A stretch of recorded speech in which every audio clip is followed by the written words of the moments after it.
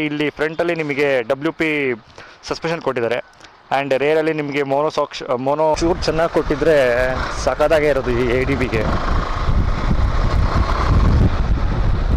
And ನನಗೆ ಈ ಗಾಡೀಲಿ ಎಲ್ಲೂ ಪ್ಯಾನಲ್ ಗ್ಯಾಪ್ಸ್ ಕಾಣಿಸ್ತಿಲ್ಲ.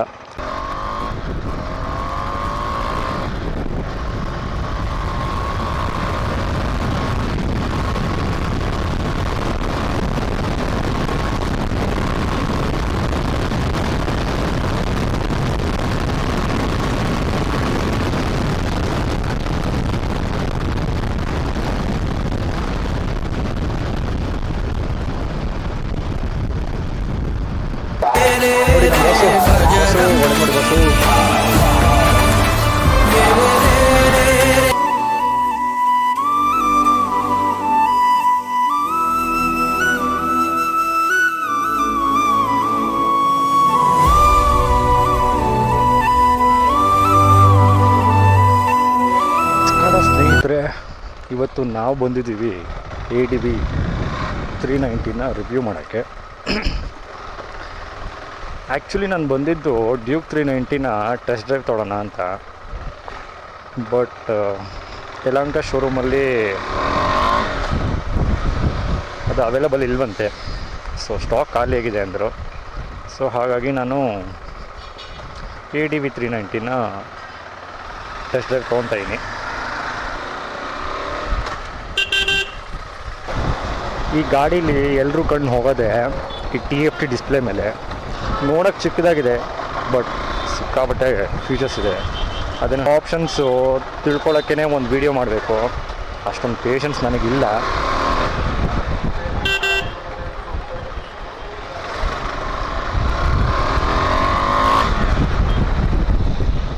ಬ್ರೇಕಿಂಗ್ ಮಾತ್ರ ಸೈಕಾಗಿ ಕೊಟ್ಟಿದ್ದಾರೆ.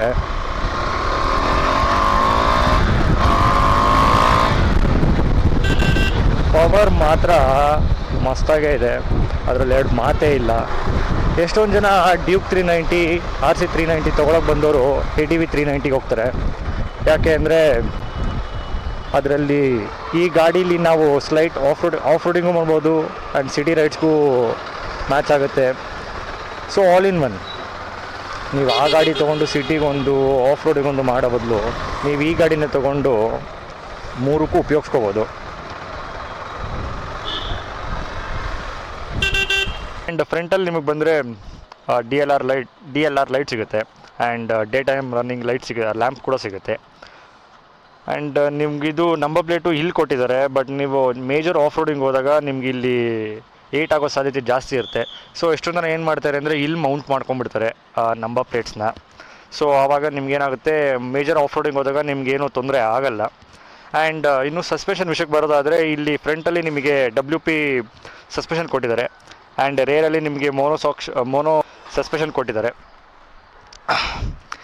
ಇನ್ನು ಇಂಜಿನ್ ವಿಷಯಕ್ಕೆ ಬರೋದಾದರೆ ADBಯಲ್ಲಿ 390cc ಇಂಜಿನ್ ಸಿಗುತ್ತೆ.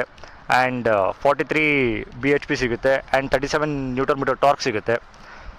ಫ್ರಂಟಲ್ಲಿ ನಿಮಗೆ 19 ಇಂಚ್ ವೀಲ್ ಕೊಟ್ಟಿದ್ದಾರೆ. ಅದು MRFದು, ಅದು ಸಖತ್ತಾಗೆ ಮಾಡಿದ್ದಾರೆ ಅಂತ ಹೇಳ್ಬೋದು.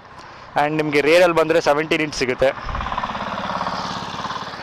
17 ಇಂಚ್ ಸಿಗುತ್ತೆ, ಅದು ಇನ್ನು ಬ್ಯಾಕ್ ಪೋಸ್ಟರಿಗೆ ಬಂದರೆ ಆ ಟೇಲ್ ಲ್ಯಾಂಪೇ ಸೈಕಾಗಿ ಕೊಟ್ಟಿರೋದು.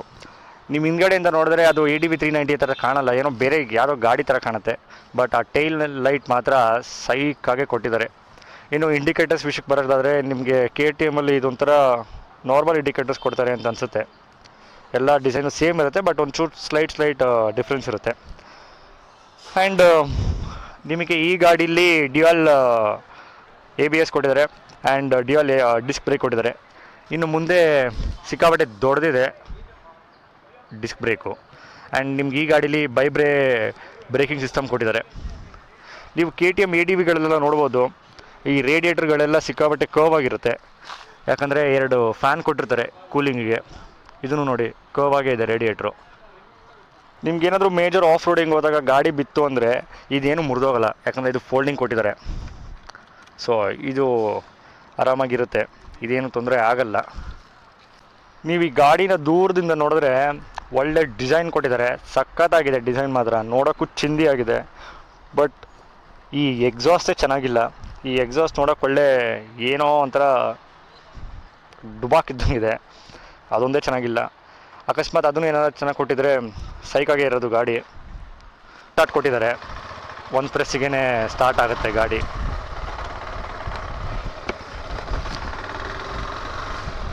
ಆಮೇಲೆ ಈ ಗಾಡೀಲಿ ಲೋ ಆ್ಯಂಡ್ ಟಾರ್ಕ್ ಯಾವುದಕ್ಕೆ ಉಪಯೋಗಕ್ಕಿಲ್ಲ. ಲೋ ಆ್ಯಂಡ್ ಟಾರ್ಕಿಗೆ ಹೋದರೆ ನೀವು ಸೆಕೆಂಡ್ ಥರ್ಡ್ ಗೇರಲ್ಲಿ ನೀವೇನಾದರೂ ಹೋದರೆ ಗಾಡಿ ವೈಬ್ರೇಷನ್ ಬಂದುಬಿಡುತ್ತೆ, ಸಿಕ್ಕಾಪಟ್ಟೆ ಇರಿಟೇಟ್ ಆಗುತ್ತೆ ಅದರಿಂದ. ಗಾಡೀಲಿ ಸೀಟ್ ಹೈಟ್ ಬಂದುಬಿಟ್ಟು 855 mm ಇದೆ, ಚೆನ್ನಾಗಿ ಕೊಟ್ಟಿದ್ದಾರೆ ಸೀಟ್ ಹೈಟ್ ಮಾತ್ರ. ಆ್ಯಂಡ್ ಗ್ರೌಂಡ್ ಕ್ಲಿಯರೆನ್ಸು 200 mm ಕೊಟ್ಟಿದ್ದಾರೆ. ಅದು ಸಿಕ್ಕಾಪಟ್ಟೆ ಕಮ್ಮಿ ಆಯಿತು ಅಂತ ಅನಿಸುತ್ತೆ, ಯಾಕೆಂದರೆ ಈಗ ಬರ್ತಿರೋ ಗಾಡಿಗಳಲ್ಲೆಲ್ಲ 230 220 mm ಕೊಡ್ತಿದ್ದಾರೆ. ಎಕ್ಸಾಂಪಲ್ ನೀವು SD ಅಡ್ವೆಂಚರ್ ತೊಗೊಂಡ್ರು ಅದು 220ನೇ ಇದೆ ಗ್ರೌಂಡ್ ಕ್ಲಿಯರೆನ್ಸು. ಆ್ಯಂಡ್ ಇವಾಗ ಲಾಂಚ್ ಆಗಿರೋ ರಾಯಲ್ ಎನ್ಫೀಲ್ಡ್ ತೊಗೊಂಡ್ರು ಅದು ಅಷ್ಟೇ.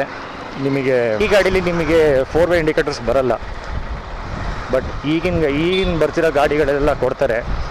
ನಿಮಗೆ ರಾಯಲ್ ಎನ್ಫೀಲ್ಡ್ 452 ಆಗಿರ್ಬೋದು ಆ್ಯಂಡ್ SD ಅಡ್ವೆಂಚರ್ ಆಗಿರ್ಬೋದು, ಅದರಲ್ಲಿ ನಿಮಗೆ ಪಾರ್ಕಿಂಗ್ ಹಜಾರ್ಡ್ಸ್ ಬರುತ್ತೆ. ಬಟ್ ಈ ಗಾಡೀಲಿ ಏನೂ ಬರಲ್ಲ, ಅದನ್ನು ನೀವು ಎಕ್ಸ್ಟ್ರಾ ಹಾಕ್ಸ್ಕೋಬೇಕಾಗತ್ತೆ. ಈ ಗಾಡೀಲಿ ನಿಮಗೆ ಕ್ವಿಕ್ ಶಿಫ್ಟರ್ ಕೊಟ್ಟಿದ್ದಾರೆ, ಕ್ಲಚ್ ಯೂಸ್ ಮಾಡ್ದಂಗೆ ನೀವು ಗೇರ್ ಹಾಕ್ಬೋದು. ಆ್ಯಂಡ್ ಸ್ವಲ್ಪ ಹಾರ್ಡಿದೆ ಗೇರು, ಹಿಮಾಲಯನು ಮತ್ತು SD ಅಡ್ವೆಂಚರ್ ಅಷ್ಟೇನು ಸ್ಮೂತ್ ಇಲ್ಲ. ನೋಡಿ, ನೀವೇ ನೋಡ್ತೀರಾ ಲೋ ಆ್ಯಂಡ್ ಟಾರ್ಕಲ್ಲಿ ಹೋದರೆ ಎಷ್ಟು ವೈಬ್ರೇಷನ್ ಬರುತ್ತೆ ಅಂತ ನೋಡಿ. KTM ಒಂದು ಮೇಜರ್ ಡಿಸ್ಅಡ್ವಾಂಟೇಜ್ ಅಂದ್ರೆ ಇದು, ಸಿಕ್ಕಾಪಟ್ಟೆ ವೈಬ್ರೇಷನ್ ಬರುತ್ತೆ. ಈಗ ಡ್ಯೂಕ್ 390 ಹೊಸದಾಗಿ ಲಾಂಚ್ ಆಗಿರೋದು ಅಷ್ಟೇ, ಅದು ಸಿಕ್ಕಾಪಟ್ಟೆ ವೈಬ್ರೇಷನ್ ಇದೆ. KTM ಗಾಡಿಯಲ್ಲಿ ನಿಮಗೆ ಪವರು ಮತ್ತು ಪರ್ಫಾರ್ಮೆನ್ಸ್ಗೆ ಏನು ಕಮ್ಮಿ ಇಲ್ಲ, ಅದು ಮಾತ್ರ ಎಕ್ಸ್ಟ್ರಾಡಿನರಿ ಕೊಡ್ತಾರೆ. ನೀವು ಯಾವ ಗಾಡಿ ತೊಗೊಂಡ್ರು ಅಷ್ಟೇ, ನೀವು RC 390 ತೊಗೊಂಡ್ರು ಅಷ್ಟೇ, ಈಗ ಬಂದಿರೋ ಡ್ಯೂಕ್ 390 ತೊಗೊಂಡ್ರು ಅಷ್ಟೇ, ಪವರ್ ಆ್ಯಂಡ್ ಪರ್ಫಾರ್ಮೆನ್ಸ್ ಮಾತ್ರ ಸೈಕಾಗೇ ಇರುತ್ತೆ. ಚೂರು ಚೆನ್ನಾಗಿ ಕೊಟ್ಟಿದ್ರೆ ಸಖತ್ತಾಗೇ ಇರೋದು ಈ ADBಗೆ. ನಿಮಗೆ ಈ ಸ್ಟಾಕಲ್ಲಿ ಬರೋ ವಿಂಡ್ಶೀಲ್ಡ್ ಏನಕ್ಕೂ ಸಾಲಲ್ಲ, ವಿಂಡ್ ಬ್ಲಾಸ್ಟ್ ಮುಖಕ್ಕೆ ಹೊಡೆಯುತ್ತೆ. ನೀವು ಜಾಸ್ತಿ ಹೈಟ್ ಹಾಕ್ಸಿರು ಅಷ್ಟೇ, ವಿಂಡ್ಶೀಲ್ಡ್ ಅಂತೂ ಹೊಡಿತಾನೆ ಇರುತ್ತೆ ಮುಖಕ್ಕೆ, ವಿಂಡ್ ಬ್ಲಾಸ್ಟ್ ಅಂತೂ ಹೊಡಿತಾನೆ ಇರುತ್ತೆ ಮುಖಕ್ಕೆ. ಆ್ಯಂಡ್ ಈ ಗಾಡೀಲಿ ನಿಮಗೆ ಪ್ಲಸ್ ಪಾಯಿಂಟ್ ಏನಪ್ಪ ಅಂದರೆ, ನಿಮಗೆ ಸ್ವಿಚಬಲ್ ABS ಬರುತ್ತೆ ಆ್ಯಂಡ್ ರೈಡಿಂಗ್ ಮೋಡ್ಸ್ ಬರುತ್ತೆ ಆ್ಯಂಡ್ ಫ್ರ್ಯಾಕ್ಷನ್ ಕಂಟ್ರೋಲ್ ಬರುತ್ತೆ. ಆ್ಯಂಡ್ ಮೋರ್ ಇಂಪಾರ್ಟೆಂಟ್ ಏನು ಅಂದರೆ ಕಾರ್ನರಿಂಗ್ ABS ಬರುತ್ತೆ. ನೀವು ಎಷ್ಟು ಲೀನ್ ಮಾಡಿದ್ರೂ ABS ಆನಲ್ಲೇ ಇರುತ್ತೆ, ವರ್ಕ್ ಆಗುತ್ತೆ.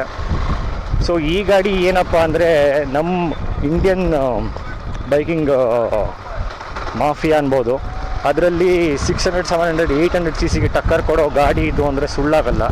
ಯಾಕಂದರೆ ಆ ಥರ ಫೀಚರ್ಸು ಈ ಗಾಡೀಲಿ ಕೊಟ್ಟಿದ್ದಾರೆ.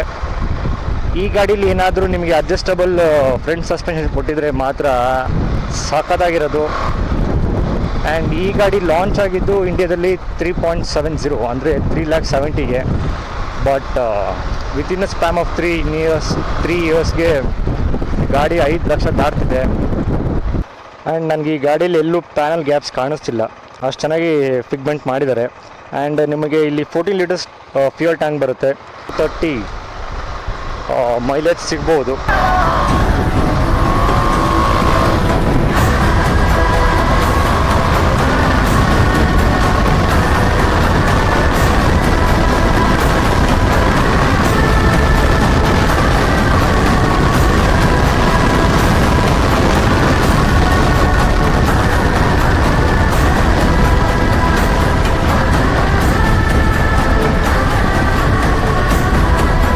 ಆ್ಯಂಡ್ ನಿಮಗೆ 6 ಸ್ಪೀಡ್ ಗೇರ್ ಬರುತ್ತೆ, ಆರಾಮಾಗಿ 6 ಗೇರಲ್ಲಿ ಕ್ರೂಸ್ ಮಾಡ್ಕೊಂಡು ಹೋಗ್ಬೋದು, ಚೆನ್ನಾಗೇ ಕೊಟ್ಟಿದ್ದಾರೆ. ಒನ್ ಮೇಜರ್ ಇಶ್ಯೂ ಏನಪ್ಪ ಅಂದರೆ ವೈಬ್ರೇಷನ್.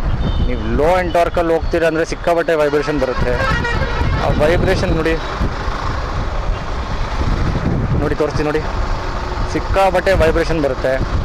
ಆ್ಯಂಡ್ ಅದೇನಪ್ಪ ಮೇಜರ್ ಪ್ರಾಬ್ಲಮ್ ಬ್ರೋ ಅಂತ ಕೇಳಿದ್ರೆ, ಹೌದು, ಈ ಲಾಂಗ್ ಡ್ರೈವ್ಸು ಆಫ್ ರೋಡಿಂಗ್ ಮಾಡ್ಬೇಕಾದ್ರೆ ಈ ಥರ ಏನಾದರೂ ಬಂತು ಅಂದರೆ ತಲೆಕೆಟ್ಟೋಗ್ಬಿಡುತ್ತೆ. ಗಾಡಿಗಳಲ್ಲಿ ಲೋ ಆ್ಯಂಡ್ ಟಾರ್ಕು ಕೊಡ್ತಿದ್ದಾರೆ. ನೀವು ಸೆಕೆಂಡ್ ಗೇರಲ್ಲಿ ಥರ್ಡ್ ಗೇರಲ್ಲಿ 15-20 ಹೋದ್ರೂ ಲೋ ಆ್ಯಂಡ್ ಟಾರ್ಕು ಮ್ಯಾನೇಜಬಲ್ ಆಗ್ತಿದೆ. ಬಟ್ ಈ ಗಾಡೀಲಿ ಪಟ್ ನಂಗೆ ಆಫ್ ಆಗ್ತಿದೆ. ಈ ಗಾಡಿಗೂ ಮತ್ತು ನೀವು ಎಸ್ ಡಿ ಅಡ್ವೆಂಚರ್ ಕಂಪೇರ್ ಮಾಡ್ತೀರಾ ಅಂದರೆ ಎಸ್ ಡಿ ಅಡ್ವೆಂಚರ್ ಬೆಟರು ಅನಿಸುತ್ತೆ. ಯಾಕೆ ಅಂದರೆ ಪ್ರೈಸ್ ಸಿಗ್ಮೆಂಟಲ್ಲೂ ಅದು ಕಮ್ಮಿನೇ ಇದೆ. ಆ್ಯಂಡ್ ಅದರಲ್ಲಿ 4 to 5 ಮೋಡ್ಸ್ ಬರುತ್ತೆ, ಇದರಲ್ಲಿ 2-3 ಬರುತ್ತೆ. ಆ್ಯಂಡ್ ಅದರಲ್ಲಿ ಪಾರ್ಕಿಂಗ್ ಹಜಾರ್ಡ್ಸ್ ಬರುತ್ತೆ, ಇದರಲ್ಲಿ ಬರಲ್ಲ. ಆ್ಯಂಡ್ ಅದು ಗ್ರೌಂಡ್ ಕ್ಲಿಯರೆನ್ಸ್ ಈ ಗಾಡಿಗೂ ಆ ಗಾಡಿಗೂ ಏನಿಲ್ಲ ಅಂದರೂ 20 mm ಡಿಫ್ರೆನ್ಸ್ ಇದೆ. ಈ ಗಾಡಿಗೆ 200 mm ಬರುತ್ತೆ, ಆ ಗಾಡಿಗೆ 220 mm ಬರುತ್ತೆ. ಸೊ ಅದೇ ಬೆಟ್ರು ಅಂತ ಹೇಳ್ಬೋದು. ಆ್ಯಂಡ್ ಈ ಪ್ರೈಸ್ ಸೆಗ್ಮೆಂಟಲ್ಲಿ ಈ ಗಾಡಿಗೆ ಇನ್ನೂ ಕೊಡ್ಬೋದಾಗಿತ್ತು. ಆ್ಯಂಡ್ ನೀವು 2000 ಇಂದ 3000 ಕಿಲೋಮೀಟ್ರಿಗೆ ಸರ್ವಿಸ್ ಮಾಡಿಸ್ಬೇಕಾಗತ್ತೆ. ಸರ್ವಿಸ್ ಕಾಸ್ಟ್ ಅರೌಂಡ್ 3500 to 4000 ಬರುತ್ತೆ. ಜಾಸ್ತಿ ಸರ್ವಿಸ್ ಕಾಸ್ಟ್ ಆಗೋಲ್ಲ, ಬಟ್ ಇವ್ರು KTM ಅವರು ಕನ್ಸ್ಯೂಮಬಲ್ಸು ಅದು ಇದು ಅಂತ